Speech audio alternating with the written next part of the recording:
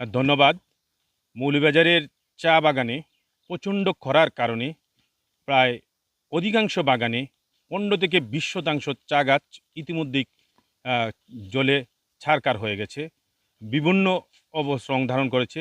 এই অবস্থায় নতুন চা পাতা কুড়ি গজাচ্ছে না, যার কারণে চা উৎপাদনের যে লক্ষ্যমাত্রা নির্ধারণ করা হয়েছে সেটা অনেকটা ব্যাহত হওয়ার আশঙ্কা দেখা দিয়েছে। অধিকাংশ বাগানে খরার কারণে চা গাছে নতুন কুড়ি না গজানোর কারণে চা পাতা উত্তোলন করা সম্ভব হচ্ছে না। এই সময়ে যে একাধিক বাগানের চা শ্রমিকরা প্রতিদিন ২০ থেকে ৩০ কেজি চা পাতা উত্তোলন করতে পারতেন, কিন্তু এখন তারা ২ থেকে ৩ কেজি চা পাতাও উত্তোলন করতে পারছেন না, যার কারণে তাদের মজুরির পাশাপাশি যে অতিরিক্ত তলব পাওয়ার কথা সেটা না পাওয়ার কারণে অনেক চা শ্রমিকরাই কষ্টে দিন যাপন করছেন।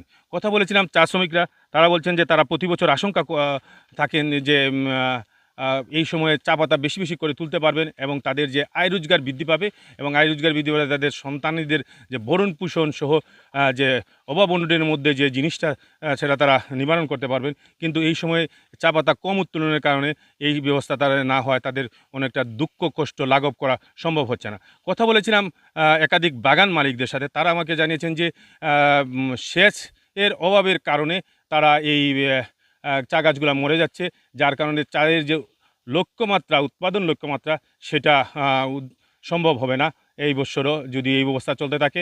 তবে গাছগুলা যে অবস্থা সৃষ্টি হয়েছে এখানে নতুন গাছ রোপণ ছাড়া আবার গাছ পাতা গজানো সেটা সম্ভব হবে না বলে চা সংশ্লিষ্টরা জানিয়েছেন।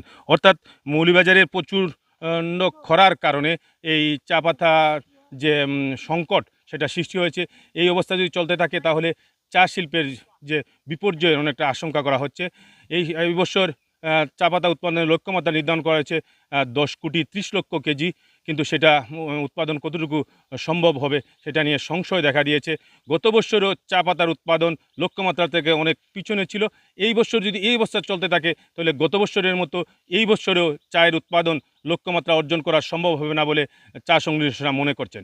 অর্থাৎ প্রচণ্ড খরার কারণে চা বাগানের যে বিপর্যয় দেখা দিয়েছে এই বিপর্যয় থেকে উত্তরণের জন্য সেচের ব্যবস্থার জন্য সরকারি ভর্তুকির দাবি জানিয়েছেন চা সংশ্লিষ্টরা।